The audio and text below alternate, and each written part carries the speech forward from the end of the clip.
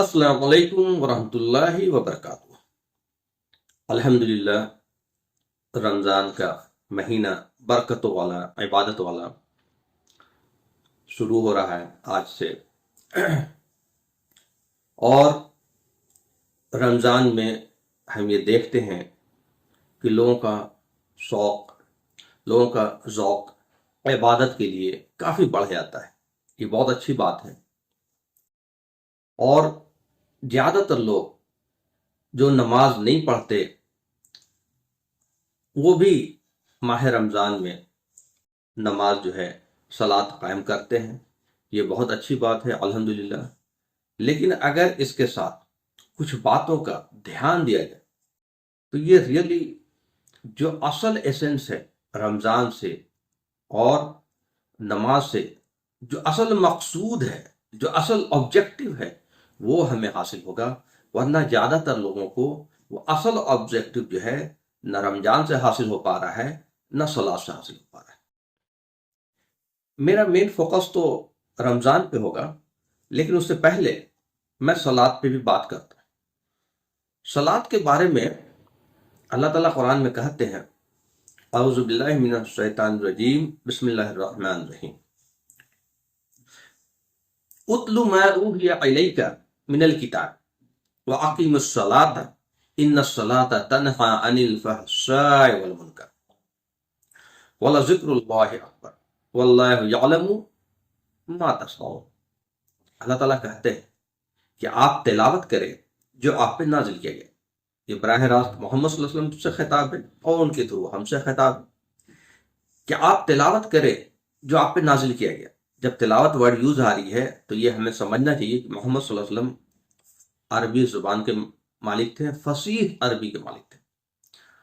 ان کو عربی بالکل جیسے ان کی مادری زبان، تو ان سے کہا جا رہا ہے تلاوت کریے جو آپ پہ نازل کیا گیا کتاب میں، اور صلاۃ قائم کریں۔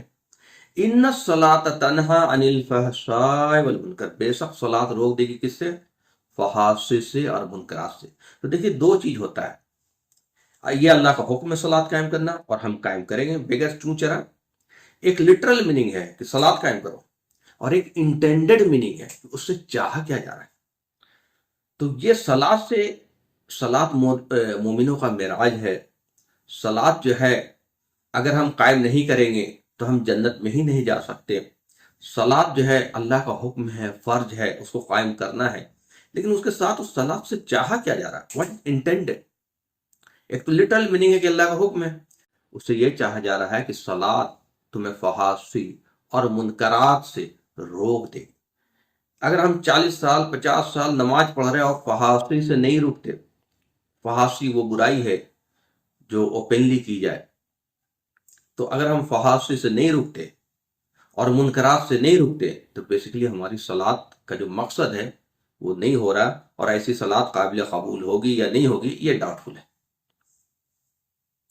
منکرات کیا ہے؟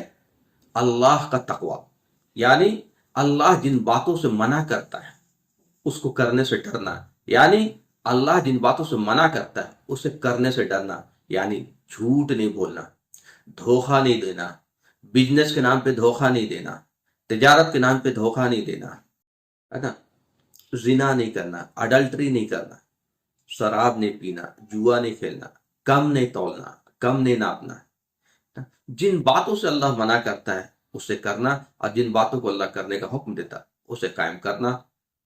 بہنوں کا وراثت میں حصہ دینا، ماں باپ کا احترام، اللہ کے بعد اگر ہمارے لیے سب سے زیادہ کوئی عزت جن کے حقوق ہے اللہ کے بعد وہ ہمارے ماں باپ ہیں، ان کے حقوق ادا کرنا۔ تو یہ صلاۃ سے چاہا جا رہا ہے کہ تقوی قائم ہے، بندہ بچ کے ڈر کے اپنی زندگی گزار۔ بچنا کس سے؟ منکرات سے، گناہوں سے، جس سے اللہ کا ہے۔ یہ صلاۃ سیم چیز اب آئیں گے ہم رمضان پہ۔ اللہ تعالیٰ رمضان کا، ایک تو رمضان کا حکم ہے، اور بے شک جب رمضان کا حکم ہے تو ہم روزہ رکھیں گے، یہ ہمارے لیے حکم ہے۔ اب اس رمضان سے چاہا کیا جا رہا، واٹ از انٹینڈیڈ؟ ایک تو لٹرل میننگ ہے کہ صلاۃ روزہ رکھو، قائم کرو، سیام قائم کرو، لیکن اسے چاہا کیا یار؟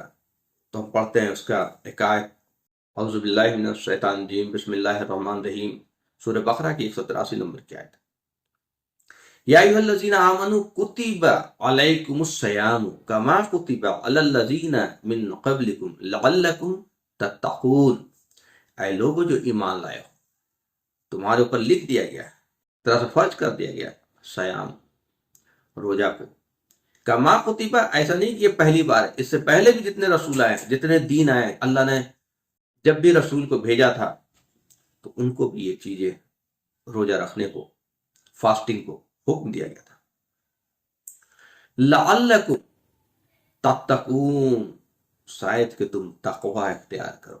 دیکھیں اس سے انٹینڈڈ کیا ہے؟ اس سے انٹینڈڈ ہے تقوی۔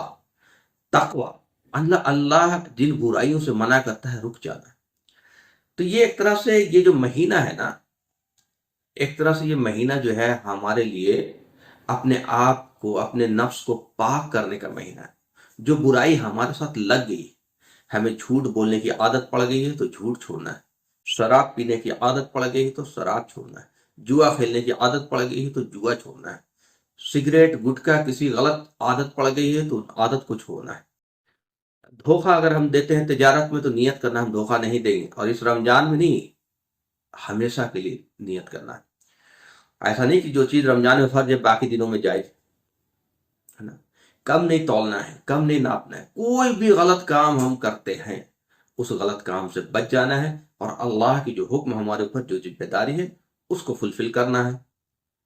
تو وہ نیت ہمیں کرنا ہے کہ ہماری اصلاح ہو سکے یہ رمضان، یہ ایکچولی رمضان ہمیں پاک کرنے کو آیا، ہماری اصلاح کرنے کو آیا۔ تو ایک تو تقوی جو سب سے انٹینڈڈ ہے، لوگ دن رات عبادت کرتے ہیں لیکن رمضان ختم ہوتے ہی جو ان کی عادت اور جو ان کی برائیاں چل رہی تھی پھر کنٹینیو ہو جاتی ہیں، تو وہ رمضان کا مقصد حاصل نہیں ہوا۔ تو پہلا تو مقصد ہے تقوی۔ دوسرا جو ہے مقصد کیا ہے؟ اس مہینے میں قرآن اللہ نے نازل کیا، یہ مہینہ قرآن کا ہے۔ رمضان فاسٹنگ کے ساتھ ساتھ قرآن کا مہینہ ہے، قرآن سیکھنے کا، سمجھنے کا مہینہ ہے۔ یہ صرف تراویح پڑھنے سے یا تلاوت کرنے سے ہمیں حاصل نہیں ہوتی، اس لیے نہیں حاصل ہوتی کہ ہماری زبان اردو نہیں ہے، ہماری عربی نہیں ہے، ہماری مادری زبان عربی نہیں ہے، ہم پوری طرح سے عربی نہیں سمجھتے۔ جو لوگ عربی سمجھتے ہیں ماشاء اللہ ان کے لیے تراویح میں پورے قرآن ایک طرح سے ان کی نظر سے پھر سے ایک سال میں گزر جاتا ہے، لیکن ہم نہیں سمجھتے۔ تو ہمیں کیا کرنا چاہیے؟ ہمیں ہر دن کم سے کم ایک رکوع میننگ کے ساتھ پڑھنا چاہیے، یہ بہت ضروری ہے کہ تاکہ ہم اللہ کا پیغام سمجھے، غور و فکر کر سکے، تدبر کر سکے۔ ایک رکوع، یہ سوچنا ہی نہیں کہ ہمیں سمجھ میں نہیں آئے گا۔ اللہ نے ہدی للناس بولا ہے، تو ناس میں آپ بھی ہیں، ہم بھی ہیں، کم پڑھا لکھا بھی ہے، زیادہ پڑھا لکھا بھی ہے، انٹلیکچوئل بھی ہے، سپر انٹلیکچوئل بھی ہے، یہ سب کے لیے قرآن بیک ہدایت ہے۔ تو آپ پڑھیں گے، اللہ سے دعا کریں گے، اے اللہ ہمیں قرآن سمجھائیے، آپ کو اللہ سمجھائیں گے۔ نہیں سمجھ میں آتا ہے آپ کسی عالم سے پھر مشورہ کریں، بہت سارے تفسیر ہیں ان کو دیکھیں، لیکن سمجھ میں آئے گی بات۔ تو یہ قرآن کم سے کم ایک رکوع، دو رکوع بغیر میننگ کے ساتھ، اگر ایک پارہ پڑھ لیں تو کیا کہنے، پڑھیں، ورنہ مقصد حاصل نہیں ہوگا رمضان کا۔ پہلا مقصد تھا تقوی، دوسرا مقصد ہے قرآن، اور تیسرا ایک اور مقصد ہے جو ہم سے چھوٹ جاتا ہے۔ اللہ تعالیٰ پہ قربان جائیں، اللہ رحمان ہے، رحیم ہے، کریم ہے، خالق ہے، رب ہے، وہ ہمارا کتنا خیال رکھتا ہے۔ ہمارا اس نے صلاۃ میں، نماز میں بھی اتنا خیال رکھا کہ ہماری صحت کا بہت زیادہ خیال رکھا۔ نماز میں جو لوگ نماز قاعدے سے لمبی رکوع، لمبی سجدے کے ساتھ پڑھتے ہیں ریگولر، اور مسواک کے ساتھ، اور اس کی اہتمام کرتے ہیں، وہ بہت ساری بیماریوں سے محفوظ رہتے ہیں، بہت ساری ان گنت بیماری سے۔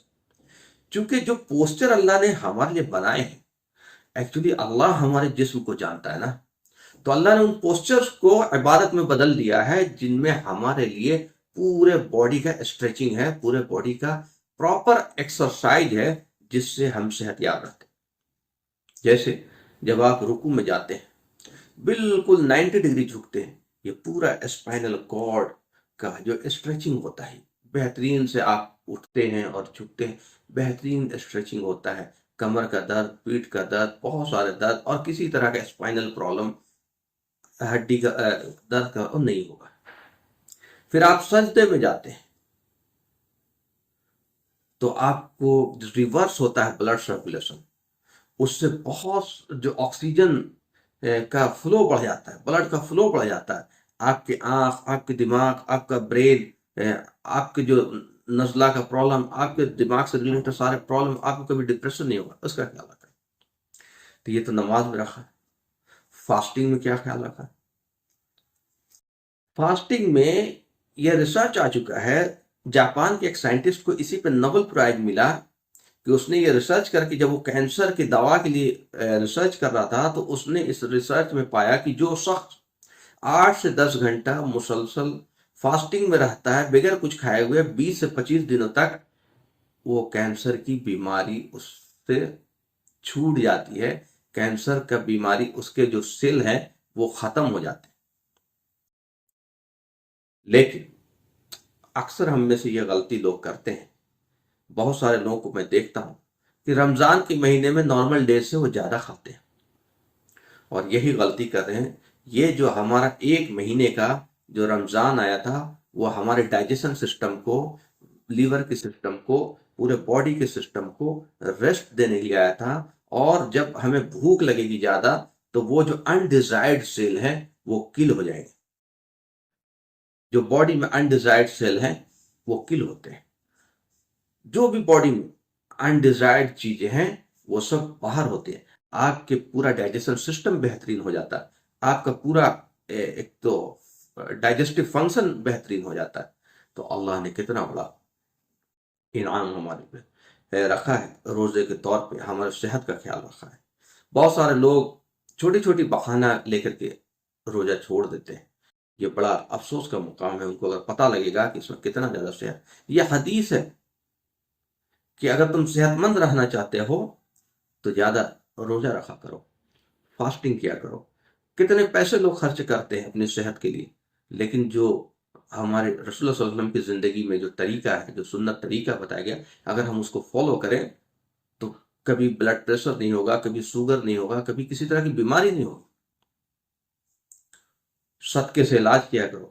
صدقے اگر ہم دیں اور پیسے کا صحیح استعمال کریں، صحیح زکوٰۃ نکالیں، صحیح چیز کریں، تو کبھی ہمیں وہ بیماری نہیں ہوگی، بیماری آئے گی نہیں۔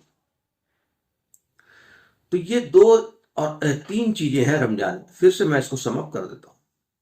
ایک، تقویٰ، ہم ارادہ کریں کہ ہمارے اندر جو بھی برائی ہے ہم چھوڑ دیں گے، ہمیشہ کے لیے چھوڑ دیں گے، تبھی ہمارے اندر تقویٰ پیدا ہوگا۔ منکرات سے بچنے کا نام ہی تقویٰ ہے۔ دوسرا، قرآن کا سمجھنا، سیکھنا اور سکھانا۔ قرآن کو پڑھیے سمجھ کر کے، چاہے جتنا سمجھ میں آئے، کوئی ضروری نہیں کہ اس مہینے میں پورا قرآن ختم ہی کر لیں آپ، جتنا سمجھ میں آئے۔ اللہ ہماری محنتوں کو دیکھتا ہے، ہماری نیت کو دیکھتا ہے۔ اور تیسرا، اس میں جو صحت کا خیال رکھا گیا ہے اس کو ہم برباد نہ کریں اوور ایٹنگ کر کے۔ بہت سارے لوگ سائیکولوجیکل پریشر میں آ جاتے ہیں کہ ہمیں بھوکا رہنا، اور زیادہ کھاتے ہیں، افطار بھی کرتے ہیں، افطار کے بعد ناشتہ کرتے ہیں، ناشتہ میں وہ روٹی چاول سب کھائے، پھر رات میں کھانا کھاتے ہیں، اس میں بھی کھانا کھا، پھر شہری میں کھانا کھاتے ہیں، تو جو رمضان نارمل ڈے جو اس سے زیادہ کھانا کھاتے ہیں، تو پھر آپ کا جو ریسٹ جو ہے ڈائجیشن سسٹم کو ملے گا ہی نہیں، تو جو مقصد تھا ہیلتھ کا وہ اس میں فلفل نہیں ہوگا۔ تو ہم انشاءاللہ ان باتوں کا خیال رکھیں گے۔ اللہ تعالیٰ اس کی وجہ سے ہمارا جو رمضان ہے وہ بہتر تزکیہ نفس کا بھی ذریعہ ہو، اور ہمارے جسم کا بھی علاج ہو، اور روحانی علاج ہو۔ وآخر الدعوانا الحمد للہ رب العالمین۔